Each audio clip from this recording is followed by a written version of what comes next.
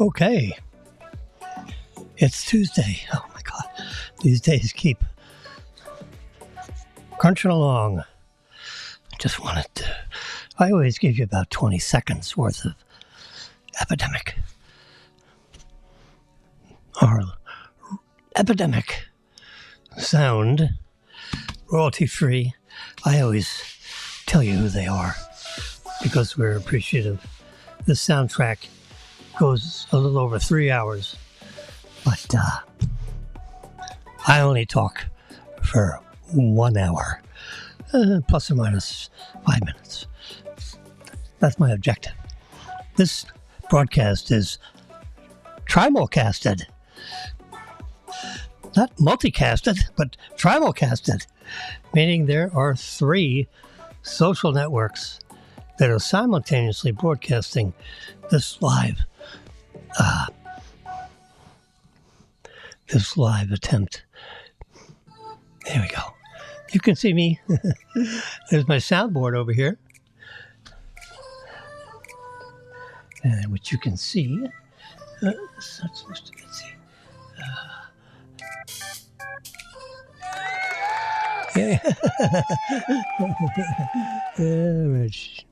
Close the door. Okay. Anyway. So that's the magic of the soundboard.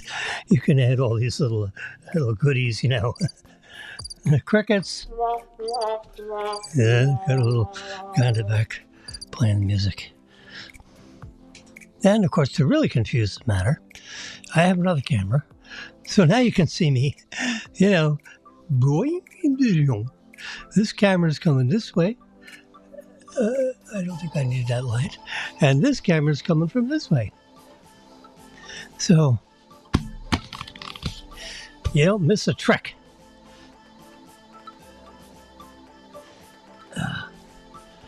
Let's just angle this down just a little tiny bit so you don't get that glare. There's nothing above that. Yeah, let's just do it that way.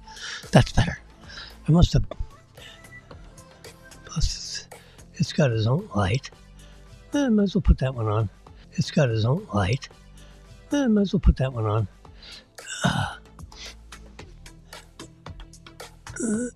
There we go.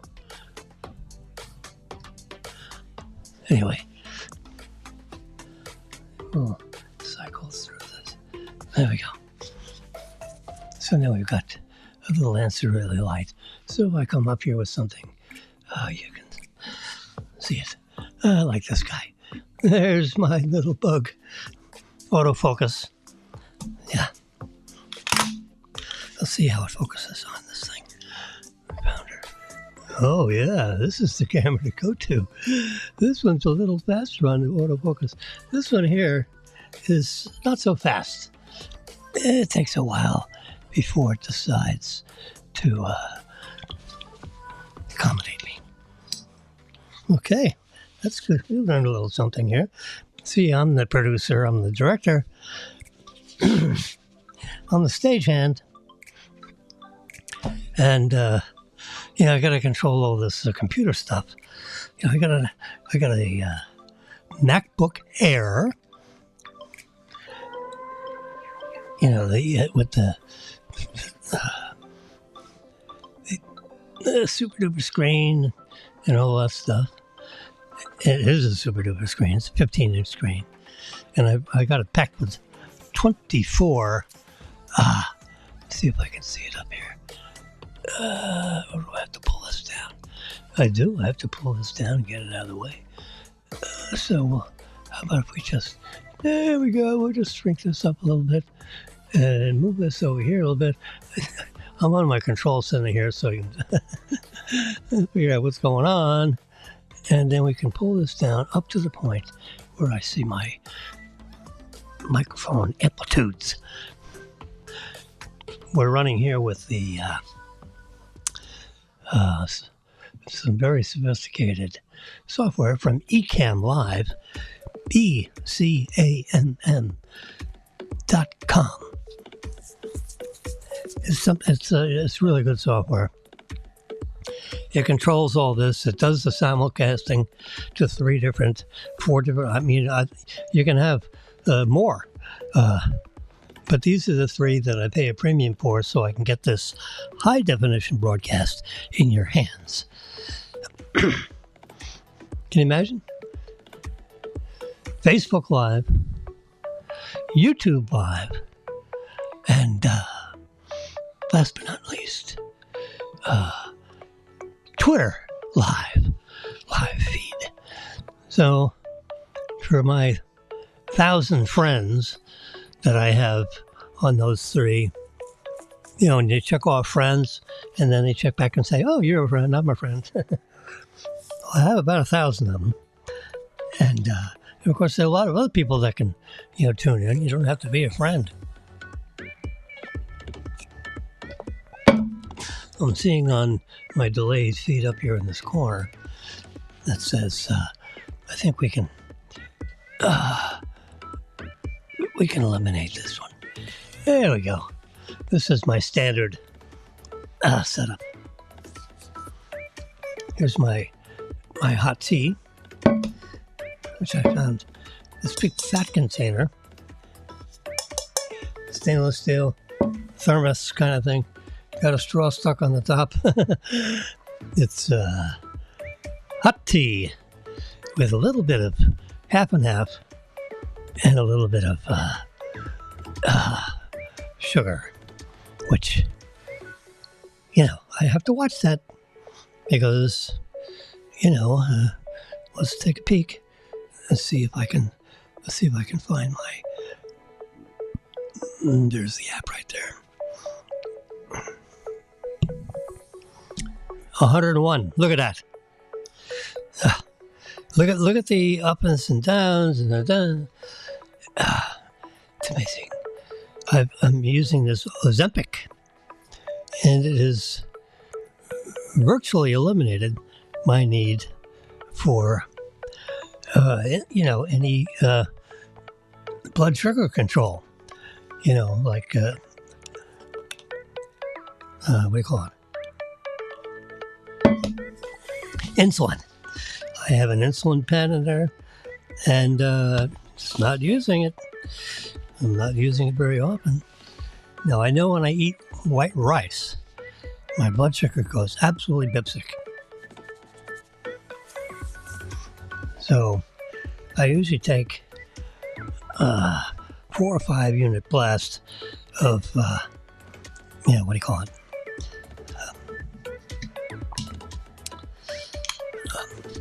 Insulin just before I walk downstairs to go to lunch. All right, here's the latest. Look at that.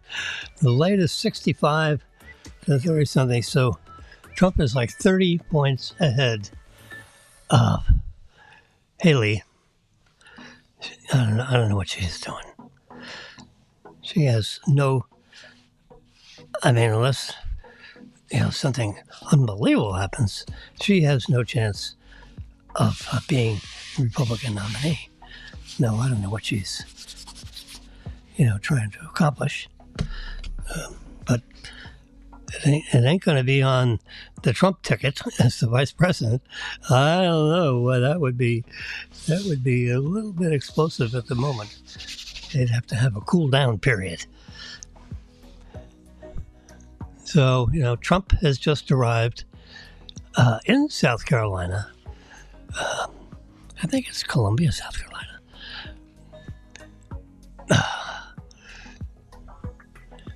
At Greer Airport.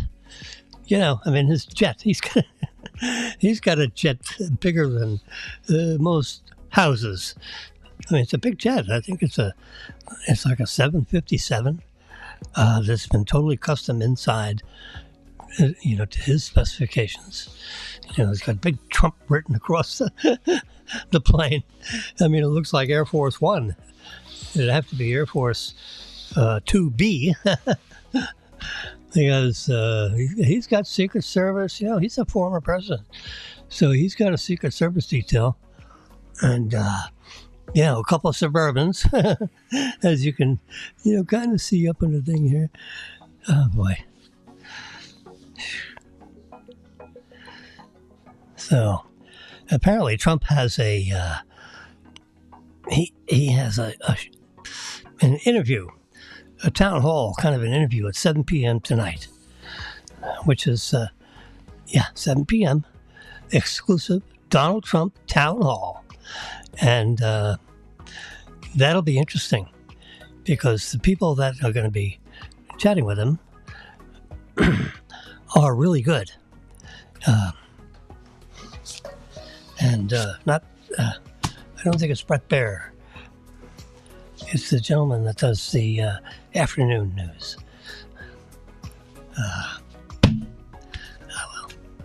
It's a senior moment. So that's the big news today is that Trump is going to be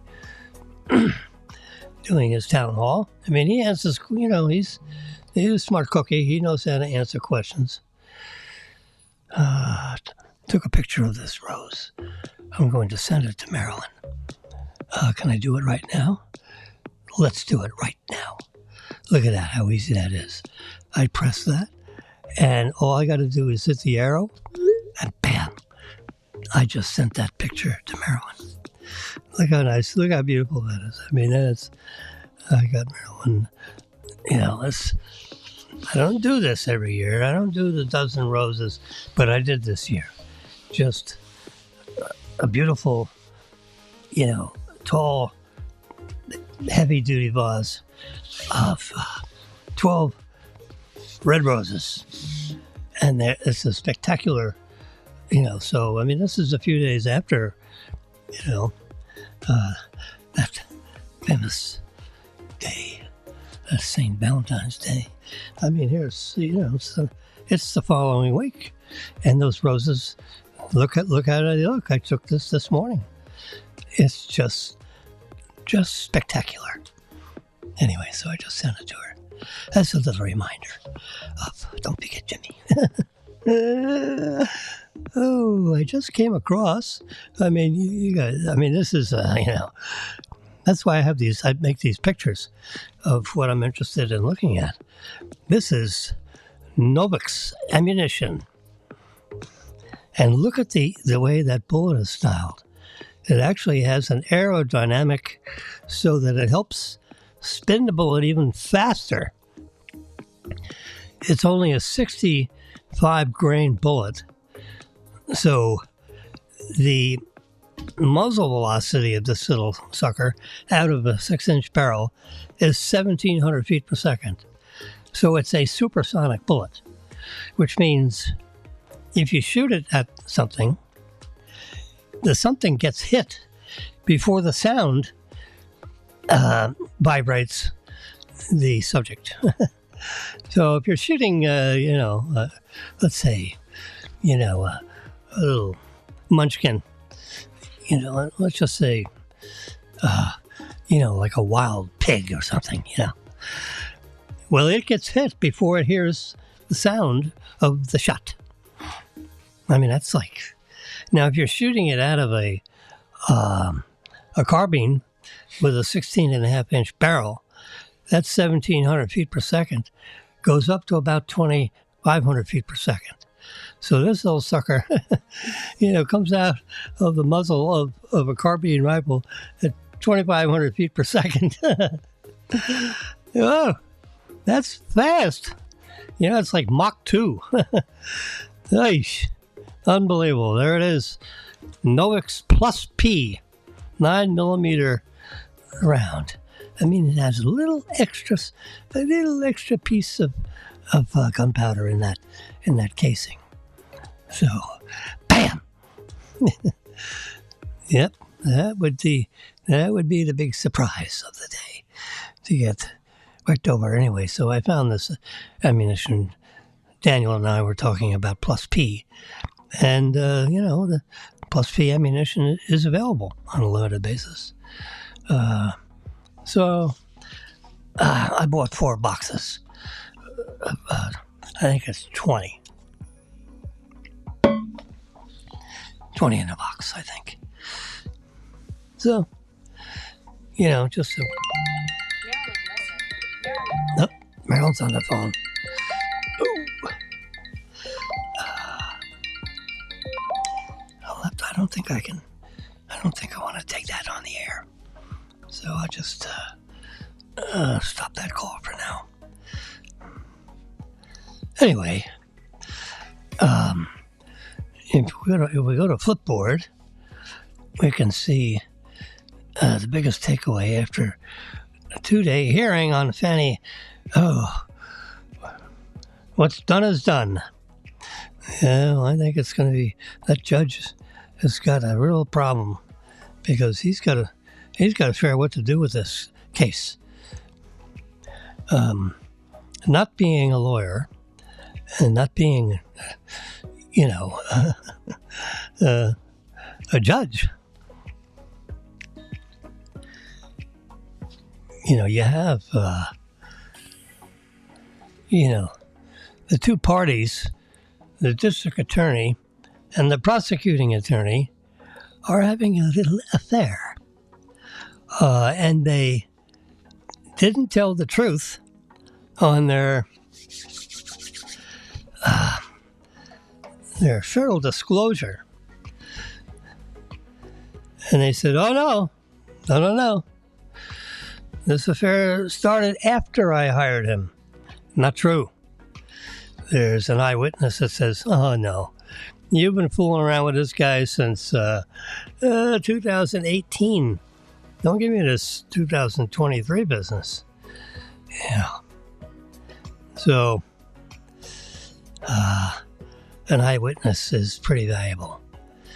And, of course, she's in hiding now because, she's testifying against the government in a sense, The district attorney and the prosecuting attorney are in cahoots with each other, and they cooked up this, this thing for Trump, in a case that's never been done before, with they're just trying to, to do anything they can to screw this guy up. And I don't know. I think that case is going to eventually go away. Because if they hand that case to another prosecuting attorney, they'll look at that and say, "There's no case here. What are we doing? There's no evidence. There's no case." And the federal government looked at that matter and looked at the evidence and passed. They didn't go to indictment. They said, "No, there's nothing here. It's just a bunch of hocus pocus." So the feds decided, we'll take a pass. We're not doing any indictment on this deal. Well, apparently Georgia decided to, pick it up on the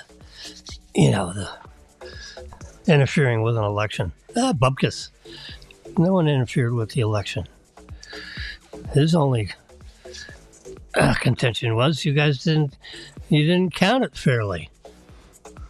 So, and they found recounts and they found errors and they have photographs of people, dumping ballots and, so, it's now no judge would take the case because they're, afraid to take the case.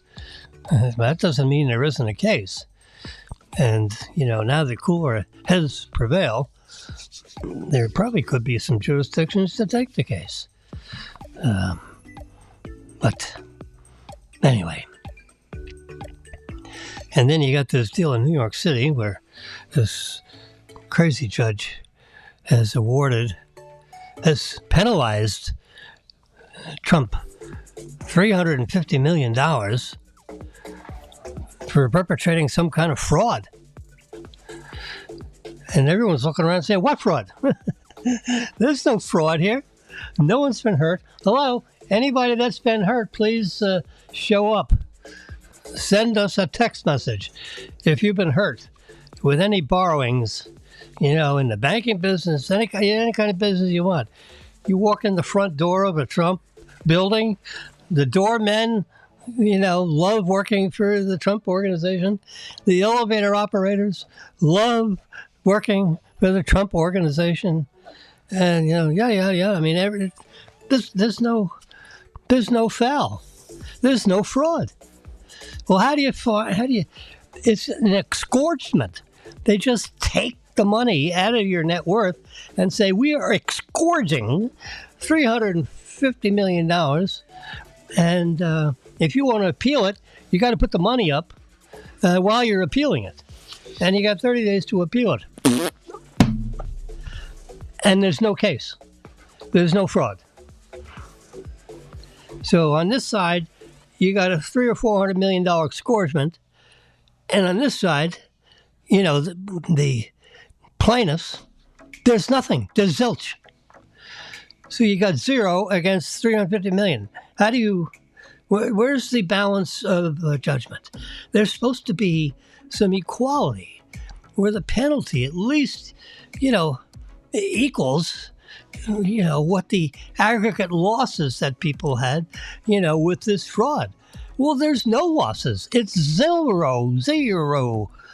So, but you're way up here, 350 million. It's there you go. I mean, that kind of law and order causes, conflict, civil war. Our legal system is going down the toilet with this perversions of these cases. The matter where, with, the storage of documents that, former President Trump ran off with.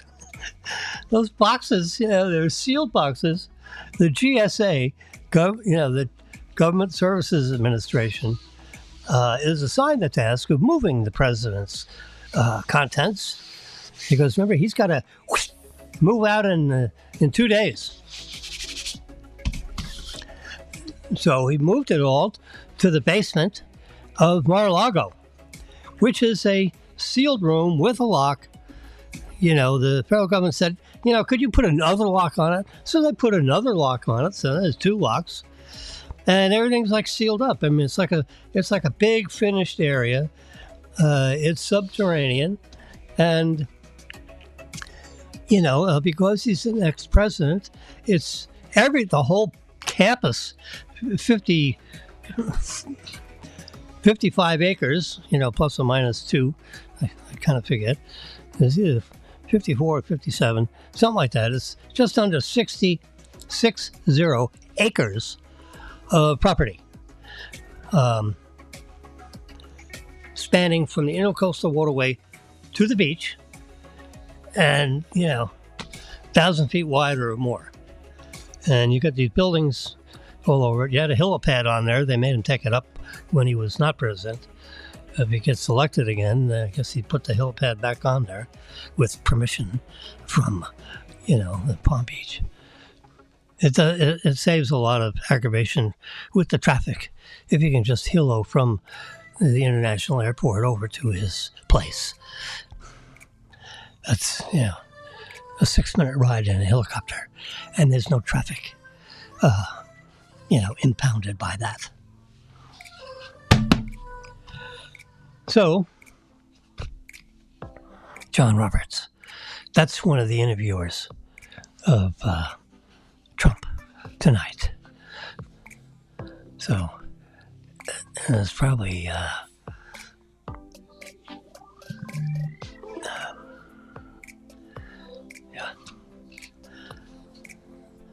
So the other interesting little thing that has come up today, which may or may not be of interest to you guys, is look at this.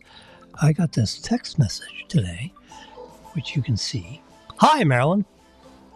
Arlene's car is actually in Marilyn's. She's the lessee on our Model Y. It matures on 6/11. Well, guess what? That's about 100 days from now.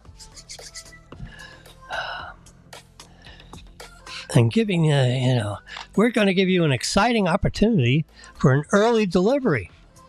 And we'll waive your remaining lease payments, 2 of them, and or prorate any unused days that fall within this last 60 days of your lease end. So this guy, Mike, who is in charge of Florida for Tesla, which, sounded like a real good person, called directly. I answered the call. We were on the phone. I was Q&A for about a half hour.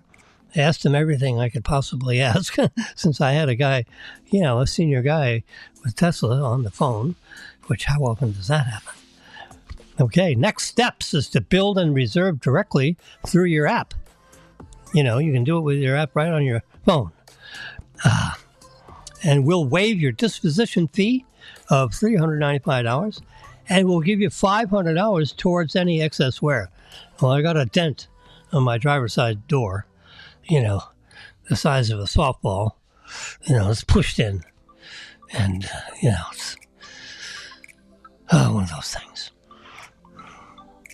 Don't know how that happened exactly. And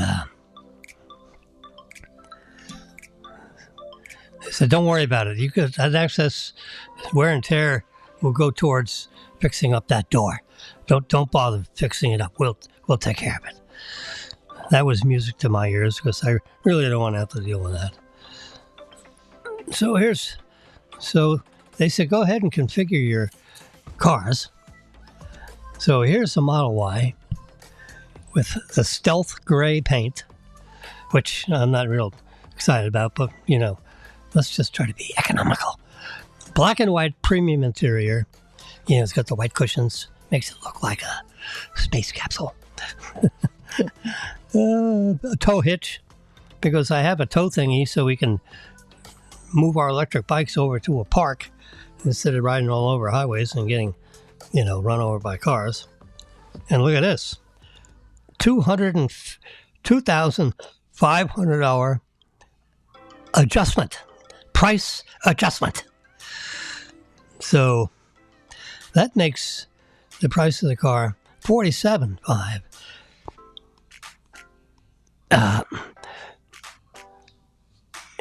So that eats up $2,000 of the extras. So I get $500 off the car, basically. And, so the lease payment is $490 a month. My present lease payment is $600 a month. So we save $100 a month with no money down, or $250 down, which you put $250 to, get this car going. Then the guy puts a pause on that so you don't end up with two cars. And they time it so, when they issue the VIN number, that's when they actually start fabricating the car. And that process, the transportation of the car to Fort Lauderdale and all that kind of stuff. Anyway, so it's $477 instead of $600. And if I, so if I include the black and white interior, you get the tow hitch, it's $490 a month. And if I just get the black and white interior and do nothing else, it's $477. So you're basically paying $80, $90. So you're paying $14. Extra $2,000. Tow hitch, black and white interior. And what's this? Just black and white, no tow hitch. So, that's that $1,000 costs $15 a month. Anyway, so Marilyn wants to talk about it. I sent it by my car guy, number 4 son, who's a sales manager at Lexus. If you ever want a Lexus, you get a hold of Daniel Wilson. He's a smart cookie. He'll take care of you. So I sent it by him. He says, "Go for it." He said, "You can't buy you can't lease a Honda for that price." And that's what I kind of figured. $477, $491. So I'll go for the black and white interior and the tow hitch.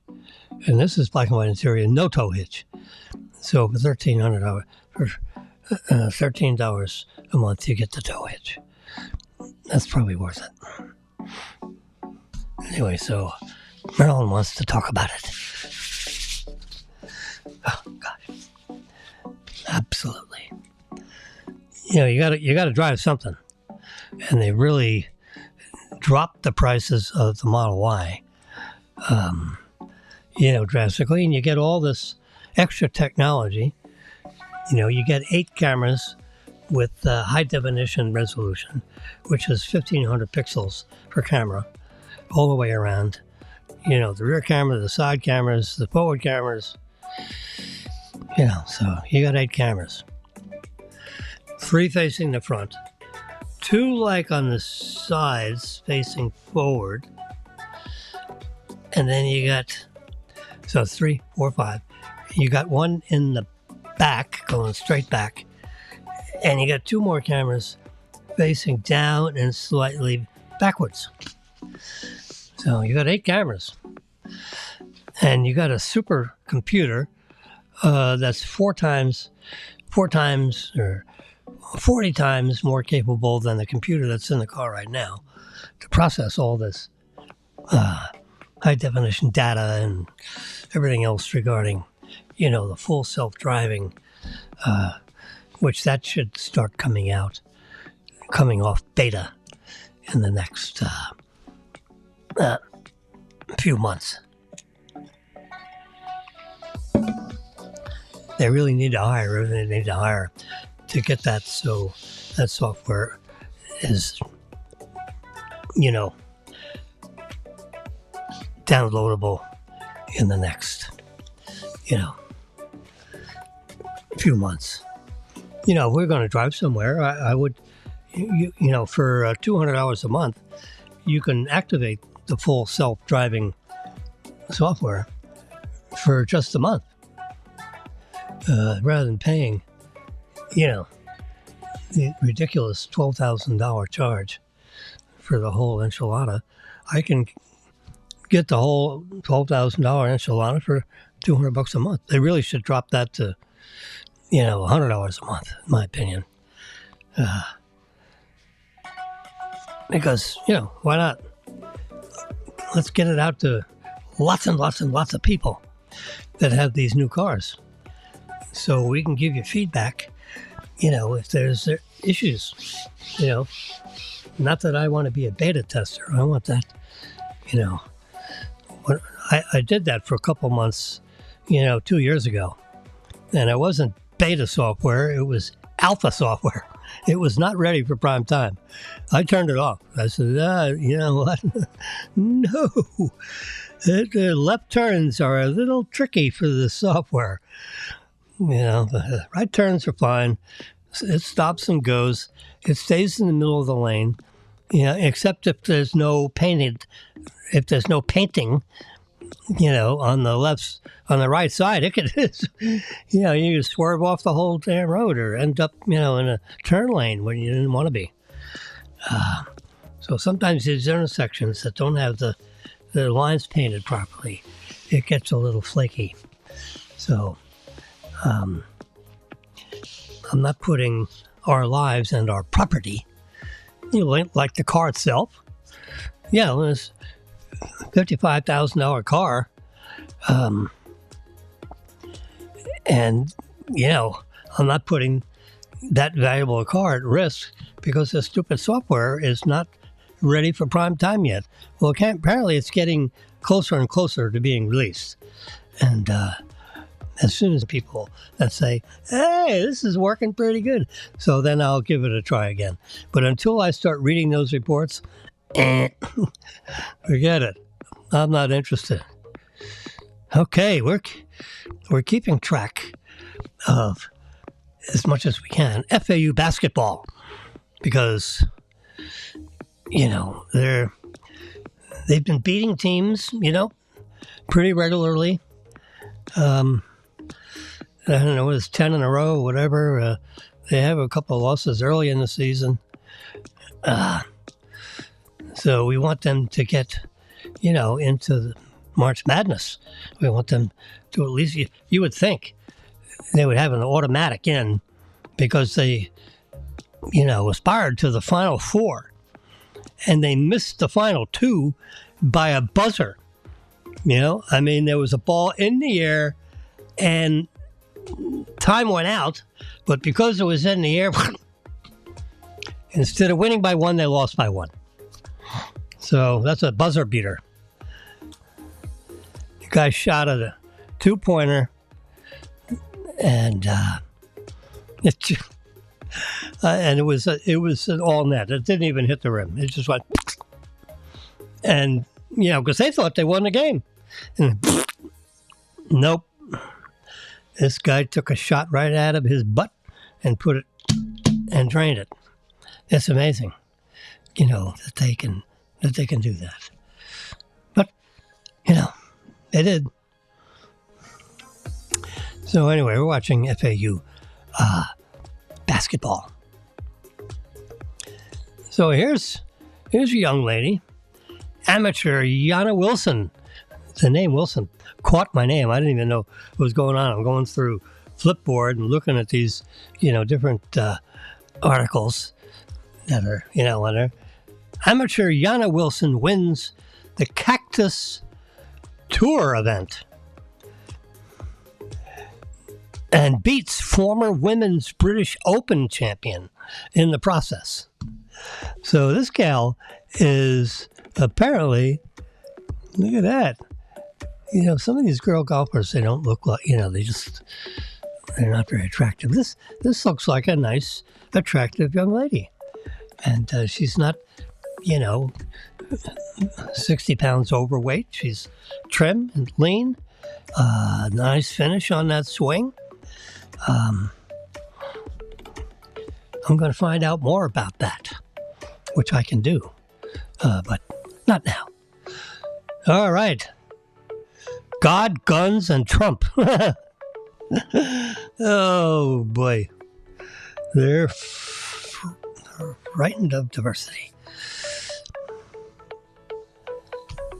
So because of this Trump verdict, thinking of Trump, in New York City, which he's going to fight, and, the Supreme Court should jump in on that. How do you have a fraud case where no one lost anything? And the guy is scourged $350 million. What kind of insanity is that? So, to go in a proper order, there's like a 7 or 9 panel of judges where all the judges rule on this and decide that this judge did a real good job. I don't see, these liberals just can't be that crazy where they scourge almost $500 million out of this family when there's no complainer. They didn't do anything wrong. There's no fraud. And they're being scourged because of fraud. Because, they put some numbers on their financial statements that they thought were higher than what they thought. Well, who put them in charge of evaluating someone's financial statement?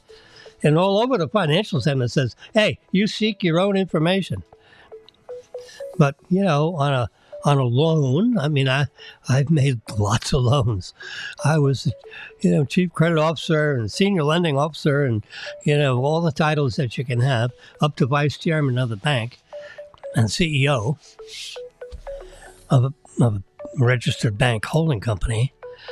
And, when you do a building loan, I won't go into, too much detail. But when you do a building, let's say you're going to finance an existing building. Forget construction. That gets a little too complicated. So, you got a building that's worth, let's just say, let's keep it simple, stupid. Let's say it's a building worth, I'll use a nice round number. Let's just say $500,000. Okay, so that makes sense. $500,000. That's like the value of a big house. So you got a building. It's a commercial building, and it's they're set to buy it for $500,000. So the first thing that the banker does is says, okay, assuming that the client really wants to borrow the money. All right, $500,000 on this building. It's well located on Federal Highway and then whatever. And they said, we're going to hire an appraiser of our choosing. We're going to set the assignment for the appraiser, but you got to pay for it. And borrowers agree to that. So the bank goes ahead. They do their own, they got expertise inside the bank. So they go out and look at the property. They walk through it. They meet the tenants. They don't disturb anybody, but they look around, they take pictures and all that. Well, the appraiser does the same thing, independently of what the bank does. Well, the bank does that because, hey, this guy wants to, buy this $500,000 building. We need to evaluate what this thing is. Is he overpaying for the building? Is it a fire sale? He's getting a great deal on the building? Whatever. So that's what they do. They hire an appraiser. The bank hires an appraiser at the borrower's expense. Even if the loan doesn't close, he's got to pay. And that's, a commercial building, that could be a $3,000 appraisal. I'll bet you, that's, right in there. Maybe just a tad high, but let's just say $3,000 for a $500,000 commercial building, with a couple doctor's offices in there, maybe, and maybe a law firm, whatever. And it's, got 20,000 square feet, 10,000, whatever. I don't want to get into evaluating it. So let's just say it's 10,000 square feet. And, the doctors, they have, they put the equipment in at their expense. And you got an x-ray machine in there, the company finances that equipment for the doctors. The bank doesn't have to deal with that. So that's equipment financing. Anyway, so the bank evaluates the property and says, well, it looks like it's worth $5,000 or $500,000, just like what the contract says for the purchase.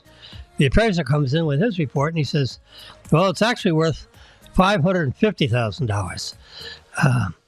So we basically, you can, write that down. And then the bank comes up with an agreement and says, okay, Mr. Jim, we will lend you 80% of $500,000, and you put down 20% in cash when you close on this contract. And that 80% is what we'll finance. So we'll finance $400,000 on the $500,000 property, and you put in the difference, which is the $100,000. And that's how a deal happens. It's as simple as that. They close the deal. The bank finance, funds $400,000. The borrower writes a check for $100,000, and 4 plus 1 is 5.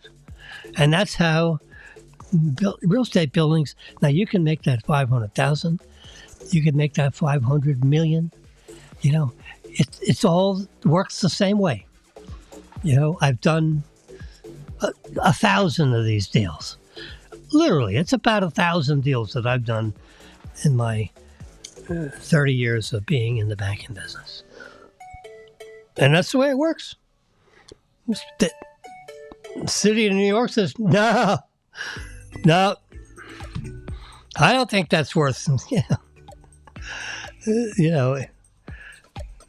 I don't think Mar-a-Lago is worth $500 million. It's only worth $18 million. Which, they pluck these numbers. Well, that was, a long time ago, that was the assessed value of this when it was C.W. Post Estate, and it was a long time ago. There's a building in Palm Beach right now that's selling for, $150 million. Right, just up the street a little bit from where Mar-a-Lago is. And it's got, like 20% of the value of the real estate and maybe 25% of the size of the buildings on top of that property. And that's on the market for $150 million. And I guess it will sell because there's nothing like it on the planet. And if you want to be on the island of Palm Beach and you want to have that estate property, you're going to pay $150 million. Now, that property is available to everybody all over the planet, and there's a lot of cash money floating around to buy, estate unique properties like that. Someone will pay maybe $140 million for it instead of $150 million. Still a lot of millions. And if they hold that property for 10 years, they'll sell it for $300 million, because God stopped making property. It's one of those things, you can play in the sand, but that's all there is. You can't get another lineal feet of beach. It is what it is. The shoreline comes back and forth, but if your house is on an acre, that's the only acre there is, except for properties around your house. And then you can buy those if you want. But, once you're on that property, it's yours. And they can't make another one. You just have to find another one. You can't manufacture another one. Anyway, so New York State says, we think you way overvalued your financial statement, and you seduce these banks into giving you loans on terms and conditions that, are not reasonable. Like, what? So Trump had all the banks come in, one after the other. These are global banks. They have offices all over the world, and they have expertises. I was one of those people in, a multi-billion-dollar bank, and anything that happened in the surrounding Tampa, Hillsborough County, and the 17 counties that surrounded Hillsborough County, I was the go-to guy on having those deals happen. Yeah, they were $20, $30 million deals. We did Joe Robbie Stadium. That was a little unusual for Joe Robbie and his friends. That was a bond deal with the city of Miami, and it was about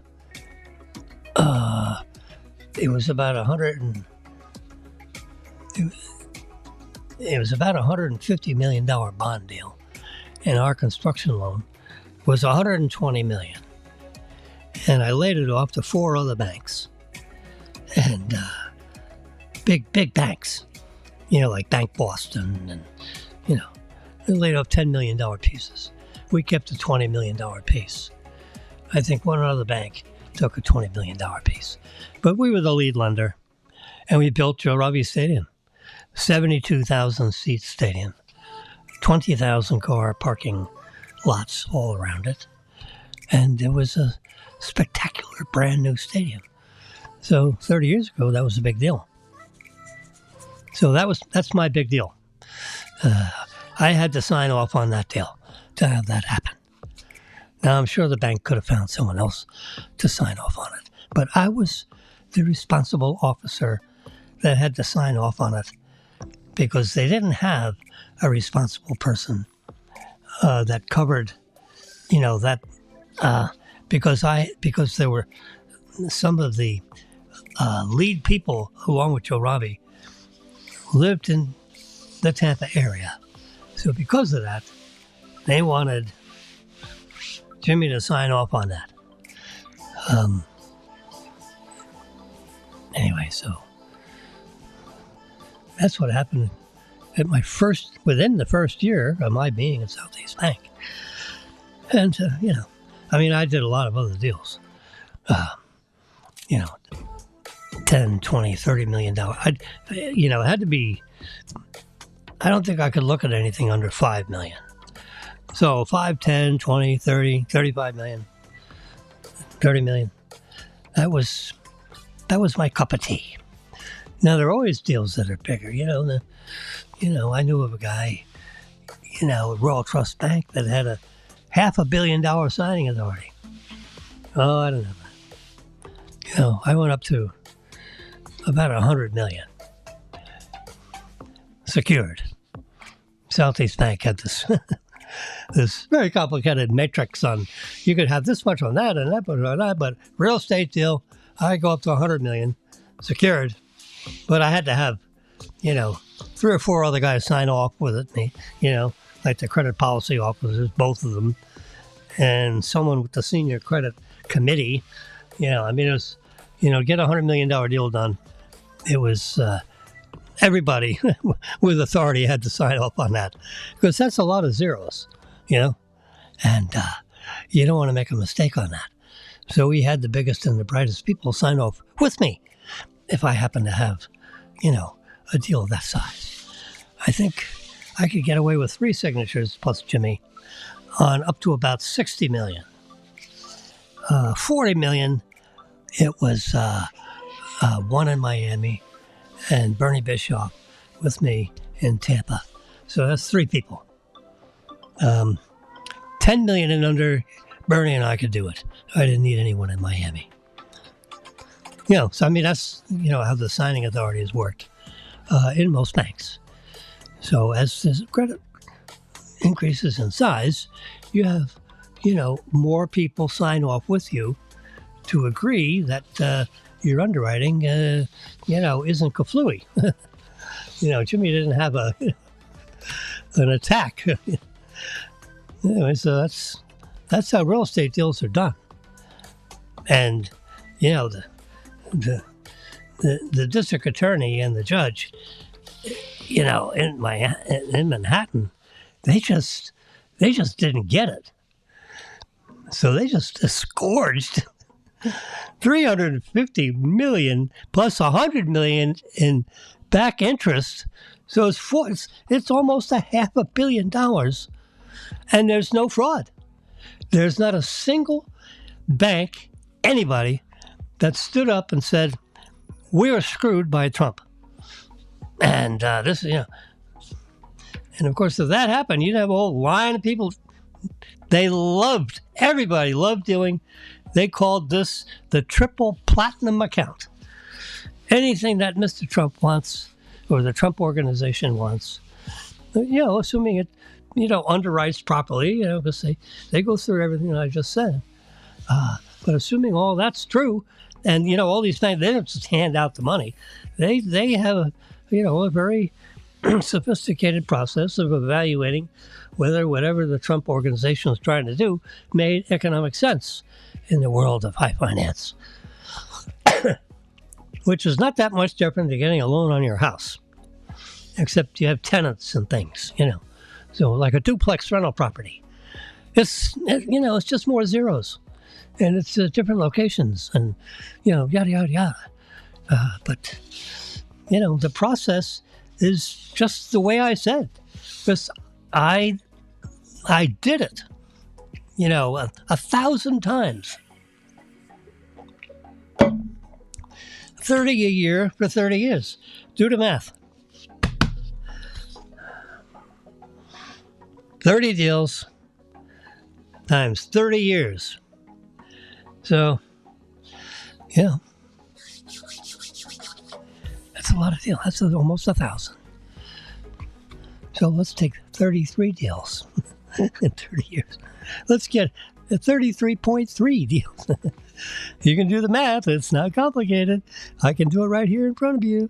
So let's say we clear that and we say 33 deals times 30 years equals 990 deals. That's what I'm saying, about 1,000 deals. I counted them. I mean, I had them all logged out from a long time ago. 30-year banking career. Now, they weren't all 10, 20, $30 million deals in the early days of my experience. I don't think I could touch anything under $1 million when I first started. So it was $1 million to $5 million. And then I went from $1 million to $10 million.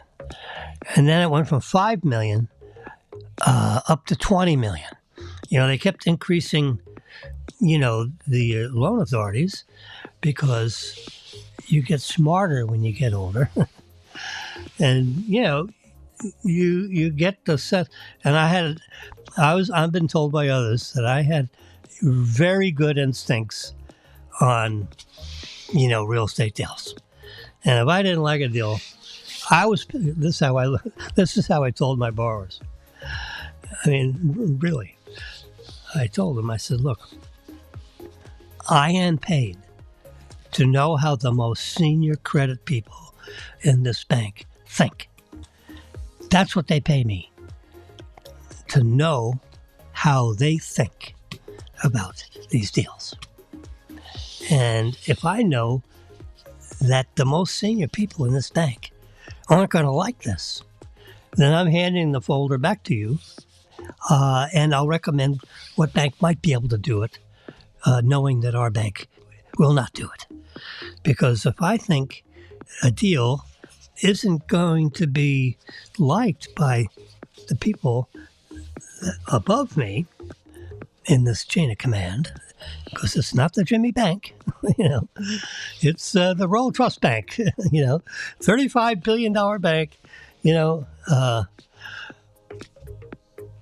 Anyway, so I've been told by others that, other very senior people, that I had extremely good credit instincts.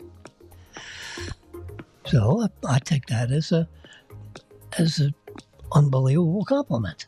No one can pay me a higher compliment than that. Anyway, so that's how that went, and I did very good. I got ahead as fast as anyone can really get ahead. I mean, there are others that got into bigger and this and that, and they went to London, and I didn't want to go. I didn't want to do all that. It'd have been nice to have a couple years stint in London, but I didn't want to go. I had a wife here, this and that, and drag them all over the world so I can increase my credit authority. And then you go to Dubai for another 18 months, and they move you around, and you float around in different circles of different kinds of real estate. I was a real estate lender, so that's what I did. I made loans on premium real estate, not junk. It was premium in the eyes of the people above me. So granted, I was the most senior real estate person in that region, which was about a $3 billion region of stuff. Back, we're talking 30 years ago or something. 25, 30 years ago. So,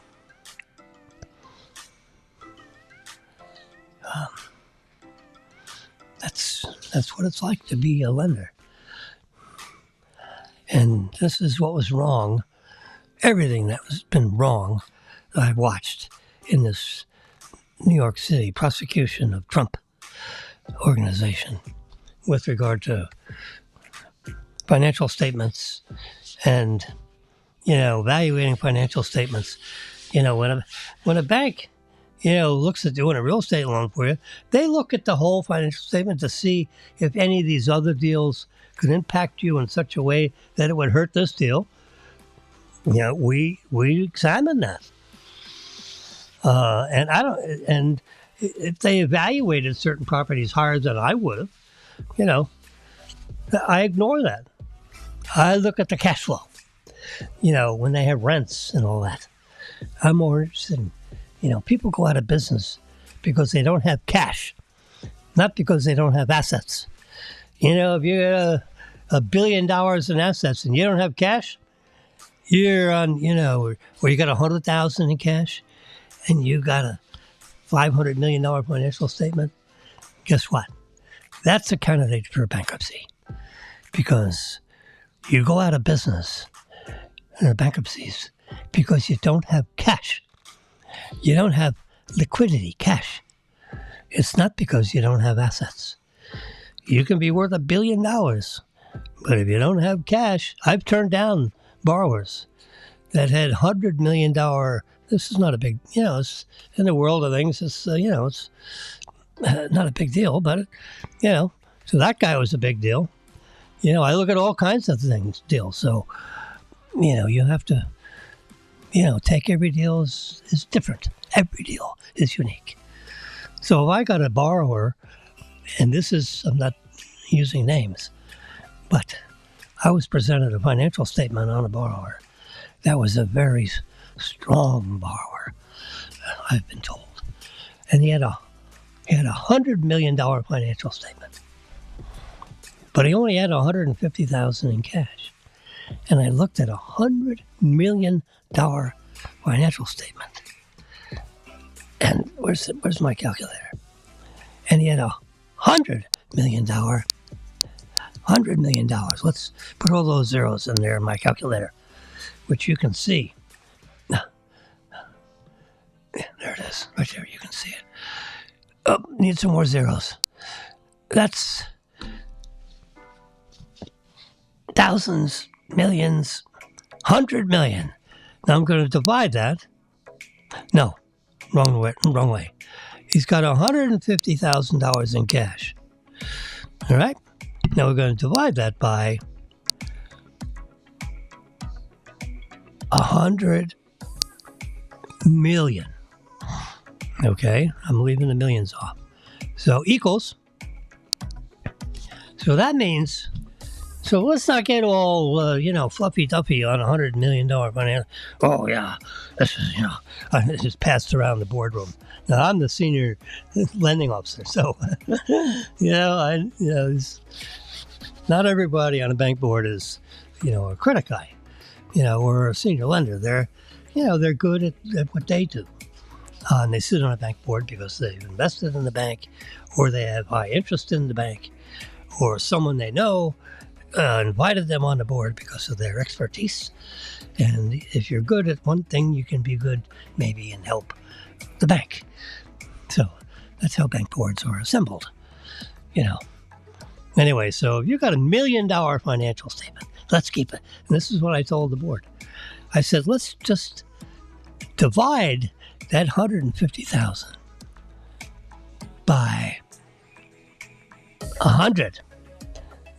Now we've determined that this $1 million financial statement has only $1,500 in cash. That's not. And if it was a $10 million financial statement, he's only got $15,000 in cash. That is a very precarious position for a person. You can't operate a $100 million financial statement on $150,000 in cash. You can't do it.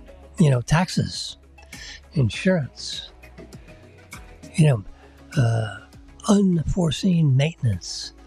You know, you have a shopping center and someone drives through and crashes into the, what do you call it? And you got to come up with the money to fix the building because, you know, you have a tenant there that needs to have that building fixed right away. And you got to have the cash on hand to fix that building, you know, or whatever. I mean, it's just, pardon the expression, shit happens. Yeah. So you need cash to handle it, clean it up, whatever. Put a new roof on, you know, just stuff happens. And it may not be in the budget of that building because, you know, something happened, you know, last year and used up that budget. You know. Anyway, so you need more liquidity than that to operate a financial statement at 10. Really, $15,000. That's all the cash you got to operate a $10 million financial statement. I don't think so. I think you're in trouble. So you need to either sell or finance some more property to build up your cash, or else you can be in a world of hurt. They increase the taxes on your thing. Boom, that wipes out the 15,000 real fast. I added up all your tax bills. It's $160,000 a year. You only got $15,000. Where's that coming from? That's the kind of stuff that Jimmy used to do all the time. And even though the bank board wanted to do something for this fella, I said that we can't. We're financing bankruptcy. And, it's like you're walking on the edge of a fence, on top of the fence. You're standing up in a canoe. It's not a risk. It's not a risk that a bank should take. Now, you guys want to get together and create an entity and loan him the money, because you think he's a champion, and you feel comfortable doing that. That's fine. You can do that. But not with depositors' funds. That gets a little flaky. All right. I see on my Funkin' Wagnall here, it's 1 hour and 7 minutes and 5 seconds. 6, 7, 8. Time for me to be quiet. I'll talk to you tomorrow. You have a great afternoon, what's left of it. And it's Tuesday, it's 3:19 p.m. And good night.